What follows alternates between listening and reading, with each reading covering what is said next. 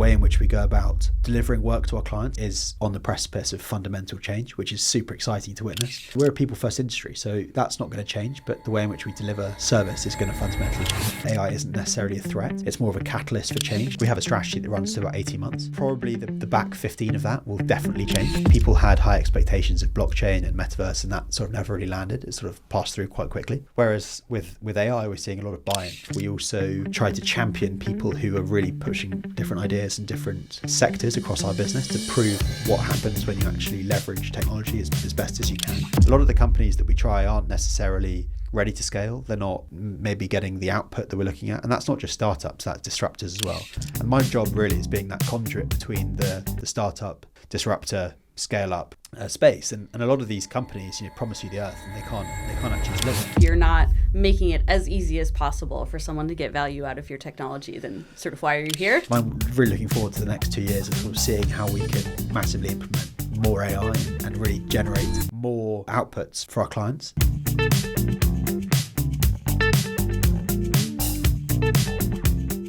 Welcome back. We're here for another episode of Bricks, Bytes, and Bold Moves, the future of real estate.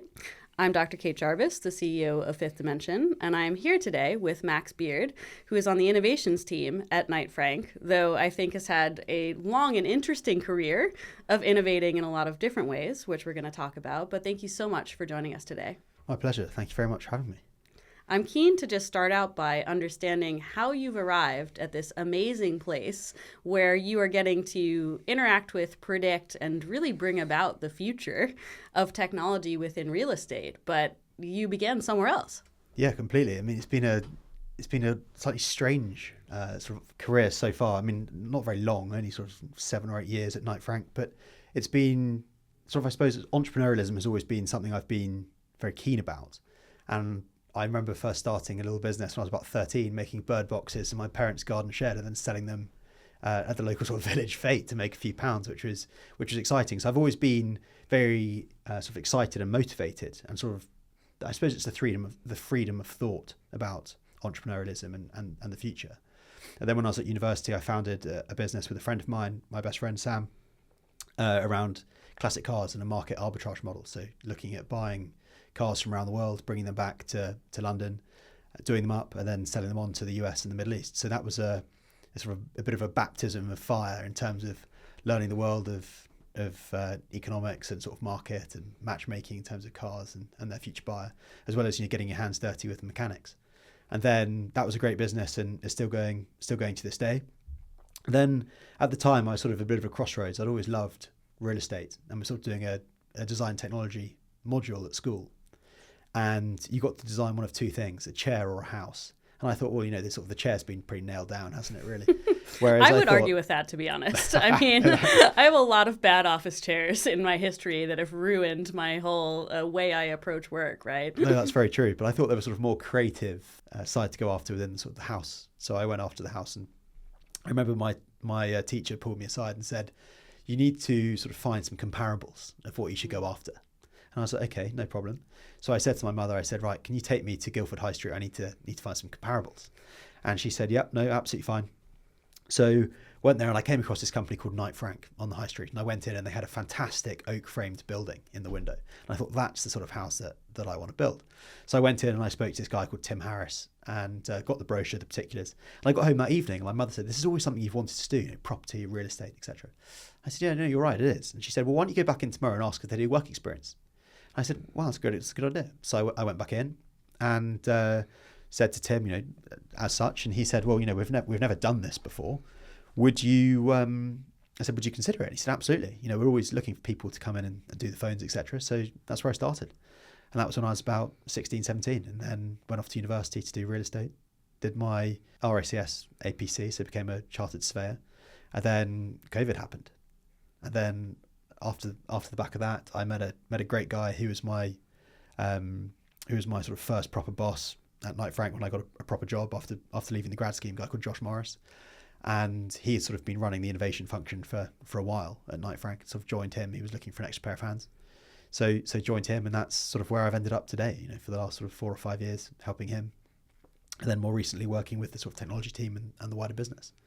So a bit of a rambling start, but yeah, it's been good fun to date. That's an incredible story. Sometimes I feel like I haven't earned my entrepreneurial credit because I didn't like have a lemonade stand growing up, or the first product I sold really directly was when I started Fifth Dimension. I think my ambition was always to build something that matters, to change the way that people interact with the world, hopefully in a way that increases socioeconomic mobility. But sometimes I talk to other people who are like, yeah, no, I was 5. I made my first toy car. And then I was 7, and my parents helped me launch a clothing business. And I'm just like, what? I was working in housekeeping when I was 16, and in university I was bartending. Then I went on a Euro trip. But I suppose we each have our own experiences that inform the way that we think about what innovation means and what's like different or challenging for us as a next step. Completely. I think it's a really interesting piece. Everyone's running their own race, right? Everything happens at different times and different stages of different people's lives. I think that's really interesting. And what we'll get on to talk about today is how the technology can help, mobilize different aspects of people's ideation and the way people think about things, and how you can bring that back not only into the workplace but into your own personal life, and the way that technology can necessarily or definitely help that. So where did the technology bug first bite you? So I hear real estate, I hear entrepreneurialism, which is about driving, businesses forward in innovation. But did you have a moment where you first used an iPhone app and you're like, this is it, this is the future? How did that happen? I mean, it's slightly ironic because I remember joining Knight Frank, and I've always been not very good with technology, to be honest. I mean, I'm pretty bad at Excel. I'm not particularly good at various things, but I've always loved graphic design, and I've always loved the way things look and the way things feel. So I've always had, I'd say, a pretty keen eye on customer experience and the way things change. And I think at the moment, as Signal, just to plug our Knight Frank Wealth Report, we've been writing about this generational wealth shift at the moment, that huge amounts of money, 18 trillion, is going to pass from the current sort of baby boomers down to sort of Gen X. And the way in which that sort of links through to customer experience and the way they expect different things to happen from technology. I think that I've been quite lucky in the way in which that I have been able to sort of see different things and maybe put things in front of different people. But I do remember like a couple of things you see. There's a great app called Cora, which is a car app for anyone that doesn't know.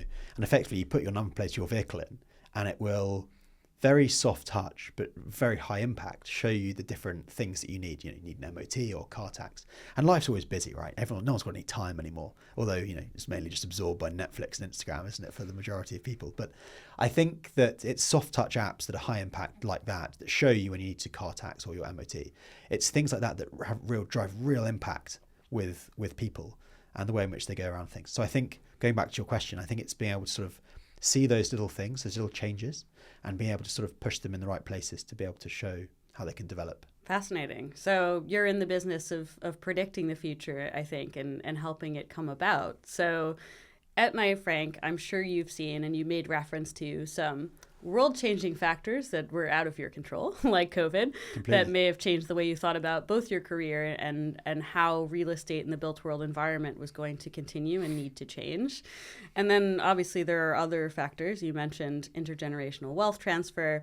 I would almost be remiss to not mention what's happening in capital markets more generally right now, and how they are historically or ahistorically volatile. And I think a lot of people are talking about that in real estate. And is AI a way of driving resilience towards those economic cycles? Is it going to increase them, et cetera? So I'm interested in how you've seen some of those factors impact the real estate industry in your time as you've been involved in it, and what role technology has to play in big life-changing events. Completely. I mean, it's been like I said earlier, it's been a bit of a baptism of fire, my sort of very short career. It came off the back of Brexit, whatever your opinion is of that. That obviously had economic factors both ways, or as an opportunity, depending on how you frame it as a developer. We then had, a lot of money coming in from America. Effectively, the Europe was on sale, so dollar parity was not something we'd had until recently. Euro parity as well. I think that the economic headwinds off the back of COVID, high inflation, it certainly allowed technology to be more prominent in people's minds. So definitely when speaking to the top brass at Knight Frank in terms of what they're looking for, technology definitely was able to alleviate a lot of their stresses. So for example, using Internet of Things sensors and basic prop tech technology in order to effectively reduce the amount of energy consumption that a building had, for example. And then using wider artificial intelligence as a sort of a skill set, it's able to effectively satiate people's wishes quicker. Whether you're able to use it as an ideation platform in terms of if you had a row of shops and you're looking to leverage data from the surrounding area to see which shops maybe that area hasn't got, and then targeting the right places to put those in, or whether you're looking to attract people through targeted advertising for a new high-end residential scheme. It definitely has the ability to round the circle a lot faster. However, making things quicker isn't always better in terms of the way in which we do things. It's all about leveraging the data, I believe, to get the correct insight, and then using the artificial intelligence in a generative sense to effectively put it in front of the right people and to get them to effectively absorb that information. So I think we've spoken a bit before, and even in this conversation, I think I can call you a techno-optimist. You're someone who will speak quite passionately about the positive effects, right, that new technical innovations like, let's say, AI in its current iteration as a part of machine learning can have on an industry like real estate. But as someone, even in those years, who has been deeply engaged in technical innovation within legacy industries, you've probably seen a lot of technology come and go.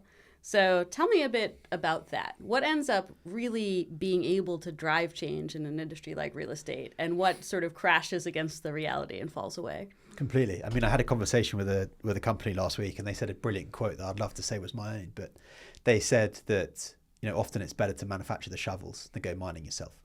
And I thought it was a great phrase. You think, okay, bring it back to AI. Nvidia, probably the world's most expensive company right now, or most valuable, I shouldn't say most expensive. It probably represents value to someone, definitely. But in terms of looking at those different cycles over the last 5 years, you had blockchain, metaverse, then you had, every building had to have an app, as we were talking about. And then you sort of had AI, and that's been, I suppose, the one that has probably resonated with people the most, and we've probably seen the most business value from it. I think people had high expectations of blockchain and metaverse, and that sort of never really landed. It sort of passed through quite quickly. Whereas with AI, we're seeing a lot of buy-in from all sort of three spectres of our workforce, whether it be the top end sort of C-suite group exec board, whether it be sort of middle management, or whether it be the graduate training scheme. We're seeing huge buy-in from all three of those sectors, which is really driving adoption. So do you think it's hype to say that 400 billion pounds of economic value are going to be created by AI by 2030, or is that... I don't think it's necessarily hype. I mean, it's an interesting stat by Google. I think it's genuinely possible. I think that if you leverage the right skills and you get people to buy in, which is the hardest thing, right? I'm sure we'll touch on that later. But I think if you are able to do things faster and you get those data insights to people quicker, you can make more informed decisions. And I think it's that blend of emotional intelligence with human outputs that will actually really drive the change, because the AI and the data will tell you how and what, but only a human really knows why. And whether that comes to the emotional side of buying a house, or whether it comes to the commercial decision of, buying a new £100 million office here in Moorgate, it doesn't really matter, but it comes down to a personal touch. And real estate's a human game. We just need to speed up the due diligence part of things and the automation side of things. Yeah, I agree with a lot of what you've just said. There are a few things that I think we should unpack there. First, from my perspective, as compared to last waves of technical innovation, one of the primary differentiators of Gen AI native platforms, so I want to also differentiate a Gen AI native platform from a model, which is what most people would call a solution, but fails dramatically in real world environments, right? Where you have an instance of ChatGPT, maybe it's trained lightly on some data, and it's good to ask questions of data that it knows about, right? But it's quite constrained, right? From a use case perspective and from an ability to truly drive end-to-end workflow automation. But I think the Gen AI native platforms are interesting in the sense that if you might have thought about blockchain, its applications to real estate might be confined to certain niche verticals, certain job functions, or seniority of roles. Absolutely everyone can make something out of a Gen AI native platform, whether that is time efficiency savings because you are no longer having to go and update 3 different models every time you receive new information. It's running for you in the background. Or whether that's because you are an SVP who's headed to a really important meeting, you want to send an email to an AI and just get back your talking points and a quick new iteration of your PowerPoint because that's the way in which you work. And I think if you had tried to sell any of these other technologies in the same way, people would have given you a funny look. And so I do sense a completely different kind of momentum within real estate and within other industries that might be slower to change, where fine, yes, we didn't all want to adopt, let's say, Web3 as property developers, because what the hell were we going to do with it, right? Selling stuff that doesn't exist is crazy thought, right? Yeah, exactly. Crazy. But we might want to use AI to turn it from night to day, because our CGI image wasn't as convincing for someone that we wanted to invest in our new property development. Completely. And, not all photographers are around when it's sunny, right? So true. Sometimes you need to do a little tweak. But I think it's a really interesting point. The shift has been huge. And to see people, having been in the business for 7 years, and obviously started at the sort of the proverbial bottom on the grad scheme, and seeing people's change. And when we tried things, no, we didn't really try anything when I first started, not that I was aware of. Obviously things came in that were new, that was sort of market leading technology, but we weren't really trying things as we are now in terms of breaking things, rebuilding, getting sort of frequented with failure, not trying. Not everything we try works, right? And especially in the AI space, a lot of the companies that we try aren't necessarily ready to scale. They're not maybe getting the output that we're looking at. And that's not just startups, that's disruptors as well. And my job really is being that conduit between the startup, disruptor, scale up space. And a lot of these companies, promise you the earth and they can't actually deliver. And that's fine. They'll come back and they'll succeed. Often they raise good amounts of money and they come back for a second bite of the apple. But what we're seeing and what we really want is companies that can really deliver an outcome that also go hand in hand with the user having high confidence in that output. And that's where we're really seeing high value, which comes back to what you were saying about the data that you put out needs to be really high quality. Now, the biggest hole in that loop at the moment is us as people, right? We have conversations outside of the recorded sessions, outside of email or whatever, that text on WhatsApp that closes the deal, or that phone call, that beer in the pub. That's all stuff that at the moment we can't record, rightly or wrongly. It would be brilliant if we could, because effectively you then got hyper personalized insights which we can then use to leverage future deals. Would it shock you to know that people use Fifth Dimension partially by forwarding us WhatsApp chats where they literally are gossiping about investments they want to make? Right. But there's, for example, the beer in the pub. If I said to my friend who, I'm trying to flog something to at the moment, for example. I'm running granola right now in my pocket. Right, exactly. That's not probably going to go down very well. You'd be like, why on earth are you recording me? I thought we were friends, But I think we'll get there to a stage where there will be a certain amount of emotive intelligence built within the cognitive function of the generative AI space. Tool agnostic. I think that will start to happen as we feed back and back and back. If we think about generative AI to the masses, it's been around for such a short amount of time, and I suppose we've got OpenAI to thank for that in terms of bringing it to the wider knowledge of people and putting it as a tool in people's pocket, which I think is fantastic. It's completely revolutionized the way in which I work, certainly, and I'm sure I definitely know it has for you too. Yeah, I've learned a lot from Sam Altman about marketing specifically. What he's actually doing in the product he's trying to build, I think, is less relevant for many enterprise businesses than they themselves realize. Completely. But what he's doing, as you said, is driving mass consumer experimentation with a new technology that allows them to gather more data and build better products, right? And I think that is good for everyone. Fantastic way of drawing our attention to something that will change the world. The question is how and when. And I think we can dig a little bit deeper into what some of the resistance is and some of the downfalls of the technology. But you mentioned accuracy and consistency. And this is one of, I think, the reasons why Fifth Dimension has succeeded where some other property technology companies leveraging the same tech have failed. And it's because LLMs, right? Let's go to ChatGPT as an example. Sure. You ask it a question, you go back and forth, maybe eventually you get an answer approximating what you want. You're like, great, I finally was able to understand how I should be updating my valuation model based on this new PDF. I didn't have to read it. It took me 25 minutes of back and forth. Then you go and you try and do the same thing again.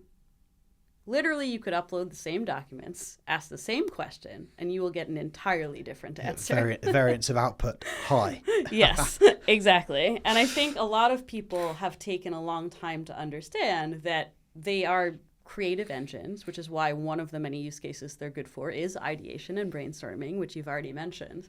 But in order to make that, in my mind, an enterprise-grade technology, what you have to do is build everything else around it. That includes technologies like RAG, but it also includes things like running multiple models under the hood that will question each other's reasoning, or building a really great database that involves some binary and algorithmic concepts. Like, you do not want, you can try this if you haven't already, ask an LLM, any LLM, and compare them against each other.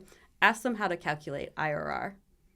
That's a really fun one, right? They give you a different answer every time. Yeah. And, put it into a spreadsheet, different columns, right? And so that's clearly not approximating the work that human beings do, because it's giving you a conversational answer to something that needs a professional one. Completely. So I'm interested in what you've seen kind of in applications within the real estate space, what's working and what's not from your experience with Gen AI. Sure. I think it's a really interesting point. I think going back to the earlier thing when I mentioned about sort of the three levels of the business, if you were to sort of categorize them very, very, very badly, is we have got huge amounts of margin pressure at the moment with regards to, developers, for example, wanting to push our fees down, quite rightly. It's just the way the world works, isn't it? But in terms of the top-down approach, is very much let's drive margin, let's drive revenue, and let's find the technology tools to do so. Then you've got the people slightly younger than myself, who were born literally with an iPhone in their hand. They demand a very different way of working comparative to people, say, 35 and above. Now, the people in the middle are effectively the money makers. They are not top management, but they're not grads. They have mastered what they do. Now, ironically, we often see that they are very time poor because they're very up against the proverbial cosh. Whereas they are probably the ones that need to be adopting these tools fastest and at pace in order to be able to increase their output and go for what the top brass are asking in terms of margin and revenue. Now, often they are the ones that don't try these things because, as I said, they're up against it. And that's something we need to change. But like these tools, for example, all of the things you've said, your own product as well, it takes time to learn. It takes time to refine how to prompt engineer. Now, where I'm going with this is often we're seeing at the moment, we're trying a couple of tools that have removed the prompt.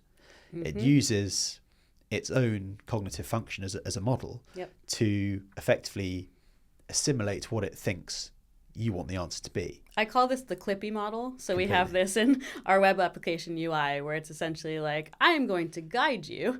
Your recommended prompt is, Completely. I think you are trying to complete a WALT analysis. That's Completely. So interesting, right? Exactly. Here's the documents you need. And because that requires less input, but almost a very similar output, we see far greater adoption of things like that than we do when it's like, oh, here's a tool, you need to now learn how to tell it what to do, and also it's now going to need 3 months of your training to then work out how you say X, Y, and Z. Absolutely. And it's like, people are like, okay, well, I don't really have time for that. Yeah, I have to get this deal done, but I don't know what. Yeah, exactly, yeah. And I'm against it because year end is, in 4 days or whenever it is, it's like, that's the biggest challenge we've got. Yeah, it's interesting. And I absolutely agree. I think we both have a customer experience or a user experience bent there, where if you're not making it as easy as possible for someone to get value out of your technology, then sort of why are you here? Why are you at the table? At the same time, it does set you up for some interesting outputs. And so I'm interested, does it always get it right if it's trying to recommend a prompt to you? And how closely does that map to needing people to always be doing the same workflows in the same way? As we know, a lot of people in the real estate industry, as you said, it's a people industry as well. You might not ask the same thing about the same data. And you might also be coming to an investment committee with the same data and still voting yes or no because you had that conversation at the pub and not for other reasons. Completely. And we know that technology can only control so much of that context and know so much of that context. So where are your expectations? How much should that AI be doing? How much should it know? It's a very, there's two ways to go down, aren't there? There's a business answer to that, and there's an ethical answer to that. I think the business answer is that it should probably be, as omniscient as possible to get the main points down and in front of you so that you can then refer that analysis and you can make those comparisons. For example, if you were going to have an algorithmic approach to matching buyers and sellers of real estate and putting them together as quickly as possible to get a deal done, you would say that it should be omniscient and it should be able to know every single information or piece of information that both parties want in order to get that deal done quickly, whether that's leasing, property management, sales. But from an ethical perspective, how much information should people relinquish and put into these models? Where does it go? All of these different questions that people quite rightly have. So I think there's two ways to balance that. And that's two ways that certainly we are, when we've been putting our AI strategy together for the next 2, 5, 10 years, that's something that we're definitely cognizant of, that we need to be comfortable with where people think they are, even though behind the scenes it is relatively safe. Yeah, absolutely. And I do think there are a lot of nested concerns sometimes that masquerade as ethical ones. And so I certainly come across people who, when they say, well, I'm worried about what's going to happen if I share with you my comparables data, which I consider, the specific comparables that I use to be part of my special sauce. What they're actually saying is, I don't want someone so close to the work that I'm doing because I am worried it's not unique. And in fact, that you will discover more manual errors and I will be out of a job. So that's an interesting one that I think gets played into there, whereas you might very well not want an LLM to be aware of some of your purchasing decisions, for example, as they might relate to it suddenly recommending in creepy ways other products that you should buy on Amazon. Completely. So it's a complex landscape. I think we both agree on that. But tell me a bit more about what it is that you do in the day-to-day and how you're thinking about building out that AI strategy on those different time horizons, because this space is changing phenomenally fast. And so we have a joke internally at Fifth Dimension where we're leveraging some people who are really into AI saying things like, I don't have a product roadmap beyond 3 months because how the hell was anyone going to figure that out? But you have to, right? You have to make a bet on how this is going to play out within machine learning and within real estate as it becomes an AI native industry. Completely. I mean, we literally, this is a very topical conversation. We had a joke yesterday with a few of us that we wrote down some predictions about 4 years ago. Just none of them have happened. Yep. But that's great. Because at least we were looking at those areas and we're seeing which ones are going to change, and it's wrong. That's fine. We crack on with the stuff we're doing now. But in terms of your point, we have a strategy that runs to about 18 months. Probably the back 15 of that will definitely change. You're completely right. That's just the way the innovation cycles work, right? Is that we'll try things, some won't work, other things will work, and that will be the sort of direction of travel. But in terms of going back to the day-to-day, we sort of look at, like I was saying earlier, today is almost yesterday in terms of we can't really change things today, but going forward, next week, next month, next year, we can definitely have impact on that. Now, our role sort of breaks down into two halves. We've got one half which is looking at the technology that we can use internally to really drive efficiencies, but also really generate a better output for our people and our clients. Now, the other half is effectively looking at what are the future limiting factors of the real estate industry that we think technology will have an impact upon. And where I'm going with this is, if we take AI as an example, more demand of AI requires more supply of data centers, and the latency issue of where they're going to be located, near or far, for example. Now, at the moment, that question is, you sort of have two limiting factors. One is the energy question. You need to have, UK power networks, if you're in the UK, grant you huge quantums of power to do it. And then you have the land costs, and obviously the two go hand in hand, right? Well, you have to look at future innovations like the Rolls-Royce microreactor, and how can, a shipping container completely change the data center valuation market, purely because you disconnect yourself from needing institutionalized power network, and you can bring your own disruptor power network into into the equation. And because it uses molten salt, there's a very, very low chance of it going into a meltdown and having a Chernobyl, for example. So it's things like that. And then also AI with regard to machine learning with driverless trucks. How could that potentially disrupt the logistics model? And how does what currently logistics terminals, for example, in the Golden Triangle in Northamptonshire, they currently have a huge valuation premium. But driverless trucks, when you remove tachographs, you don't need to have everything centrally located. So someone can go 4 hours away and back in a single day.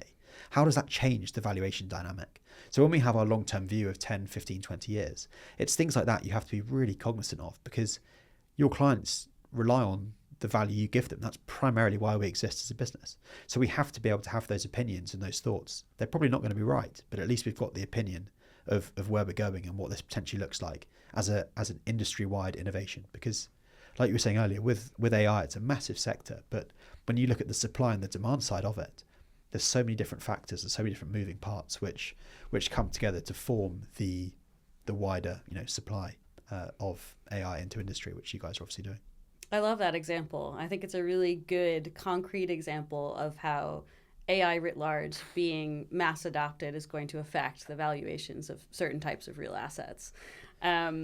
How quickly does that happen, though? So, look, I've been to San Francisco. I've ridden in a car that didn't have a driver, for better and for worse. It was pretty fun. It's weird, isn't it? Yeah, but you're able to sit there and do work on your laptop, right? It's just a different, it's like taking the train. Yeah. It's fun. Right. You get productivity back, and I don't have a chatty Uber driver. I'm sorry. That's one of my bugbears. But look, you said 2, 5, 10-year time horizon. Are we really going to see a change in valuations of those types of buildings within that time frame? 100% or 99.9% no. And it will always be pushed longer. The development cycles of these products and getting government approval for a lot of this stuff is further out. Yeah. But it can arrive quicker. So we just have to be cognizant of those and keep an eye on it. It's like the Airbnb example. In 2008, we probably saw Airbnb as a threat when actually it can be an opportunity. How can we use Airbnb for ourselves to leverage our short-let business and actually grow it as a revenue opportunity and not see it as a replacement threat? So it's all about how you use these examples to turn the potential disruption theory into an opportunity for our business, and then advising as such. But no, to answer your question, I don't think that will probably happen for 20 years. I mean, I might even be retired by the time that happens. But who knows? Who knows? Yeah, it's interesting. I mean, I first of all would like to thank everyone involved in seeing that sort of aspect of the threat of Airbnb as an opportunity, because now when I go back to Manhattan, everything is cheaper than it should be because it is so highly competitive for short-term stays. And I'm like, this is beautiful. It's great, isn't it? I can get an Airbnb that's like even a 3-bedroom apartment in Midtown. I can get, a very nice upper scale sort of hotel room. And it's cheaper than it was 5 years ago. Yeah, it's somehow. Crazy. Amazing. I was there in November for a conference, and I was looking at hotels, and it was the same time as the UN Security Conference. So Joe Biden actually came screaming past with his entourage while I was there. But yeah, I think a hotel room for 3 or 4 days was like $2,500, and I managed to get an Airbnb, whole apartment, $700. Yeah, it's crazy. It's wild. The democratization of the way in which you can now pick up and put down real estate has changed forever, and that's only going to change for positively. I mean, a very quick example about the way in which it changes and way in which I think Airbnb has disrupted this model, and I think AI will definitely improve this going forward, is on the emotional intelligence side. So when you go in to buy a house at the moment, you have 2 options, right? You go in and you choose how much you want to spend, and you have a location. But you can't choose anything else. So for example, if you go onto Rightmove, you can't filter by architecture. Whereas let's leverage AI to image recognize what is in the photographs. Is it a historically important building? Is it an architectural, anomaly, for example? Is it like the Lloyd's building, covered in metal? We should be able to filter by what we want, as people. Where do we want to live? Do people appreciate the outside of a building? Massively. People like to buy houses that look like artwork. So why can't we filter as such? Go on to Airbnb, for example. You can filter by, swimming pool, by, grade 1 listed, whatever it is. It's a fantastic way to pick up and put down real estate. And I think that emotional intelligence side will definitely filter more into the decision making of what people look for and what people want. I find that example interesting because that sort of technology predates the current kind of wave of technical innovation, right? And there have been businesses built around this thesis. Jitty is one that I can think of. obviously people make aesthetic and emotional decisions about where they buy homes. And certainly you could say the same of office buildings, right? I picked a Huckletree that was formerly a Web3 office because it's bright colors and has a lot of natural light. And that reflects when I bring clients into our office, right? They're like, cool, I'm at a cool AI office, right? These are the sorts of reasons that people make decisions in the property industry. However, that thesis really hasn't played out. Right? Like these businesses, are tough to monetize because who's buying? Who's actually paying for a product like that when there are such incumbents? And second of all, it is clearly a way in which we make decisions, but you have to make a really large sort of infrastructure grade investment in getting all of the buildings on your platform and assessing all of those images, et cetera. And so it's really become more academic. Like I read literally more papers out of UCL about isn't it cool how we can recognize a Georgian townhome much quicker today than we did 10 years ago than seeing any of that being used in businesses. Sure. And I think that's often because the emotional part of the decision making is intrinsically linked to the human connection that you have maybe with the agent or whoever it might be that's showing you the property, who maybe slightly understands what you're looking for, but you can't necessarily write it down in a binary sense. I appreciate that, but as someone who sits on the other side of the table, I would prefer not to have to interact with anyone human in the process, right? I'm not young enough to be truly digital native. However, in a choice, right, I choose the driverless car. I choose to be able to go on the internet. If I could not talk to a human being in purchasing a home, I would definitely do it. 100%. I think, as you know, I met my current business partner, Johnny, at another business called Way Home. And from when I joined the business, which I want to say was something like 2018, 2019, we were chasing the dream of a one-click purchase. None of that stuff has happened. There must be other reasons. And I think a lot of them, unfortunately, have to do with the commercial sort of prerogatives for who gets funded and who doesn't, for which businesses are able to achieve enough revenue in order to have penetration within the market and how that all works.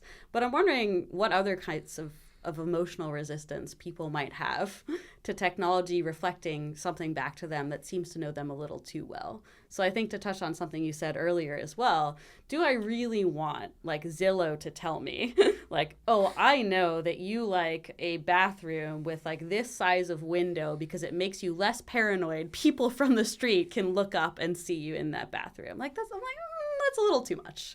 Completely. I think also people are inherently protectionist of what they call, to nick your phrase, the special sauce. What people think is integral to the way in which they perform or the output that they give. I think people are inherently protectionist of that. And I certainly was, looking at when I used to sell land to house builders, the way in which you valued a property or derived value was intrinsic to how you managed to get that deal across the line. That's now completely changing. Everyone now can perform their own analysis in an instant just by asking a question.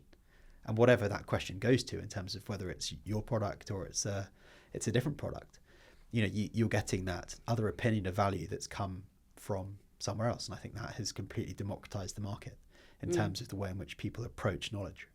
Yeah, I think that's true and not true. How do you change people's minds?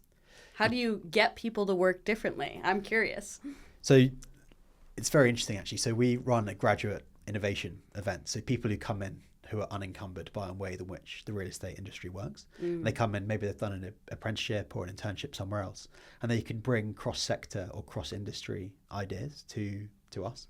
And we've had our COO, CTO, and our head of HR look at those ideas, and they effectively become the dragons in that situation.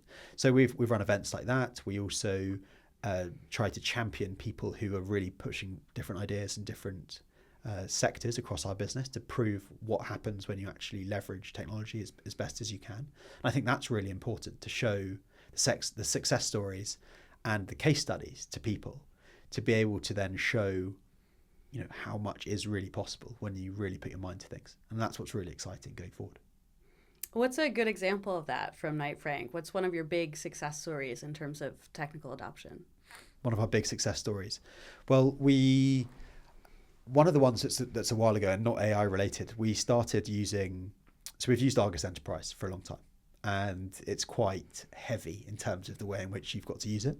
There was a New Zealand startup called Forbury, which we rolled out across the business. And it uses various different techniques that you can take a photograph of the tenancy schedule that automatically populated into the model, etc.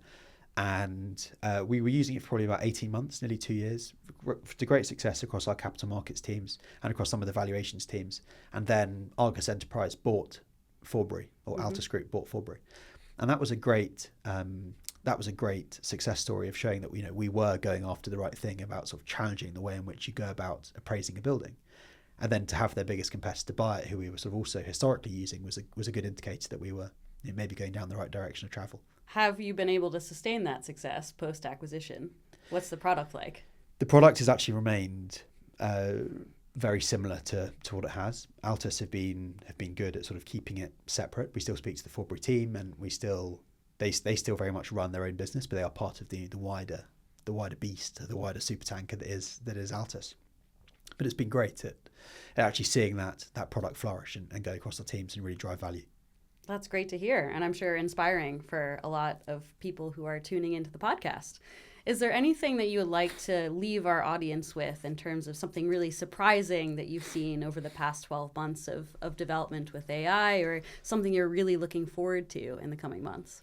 So we've got some really interesting trials on at the moment. I won't name drop because it's not fair on anyone, but there's some really exciting technology out there, including your guys' product. There is some brilliant stuff we're really looking to leverage. And I think the way in which we go about delivering work to our clients is on the precipice of fundamental change, which is super exciting to witness. And I'm really looking forward to the next 2 years of sort of seeing how we can massively implement more AI and really generate more outputs for our clients. But I think the most important thing is for people to realize that AI isn't necessarily a threat. It's more of a catalyst for change and a catalyst for adoption. And we're a people first industry, so that's not going to change, but the way in which we deliver service is going to fundamentally change. But ultimately, we're looking for those, as I said earlier, that sort of blend emotional intelligence with human judgment to really deliver long-term insights for both ourselves and our clients. Amazing. Well, thank you so much for joining us. And I'm excited to see what the future holds as AI gets more and more human. Yeah, thank you. As Reid Hoffman says, amplified intelligence, not artificial intelligence. Appreciate it. Thanks, Max. Thank you.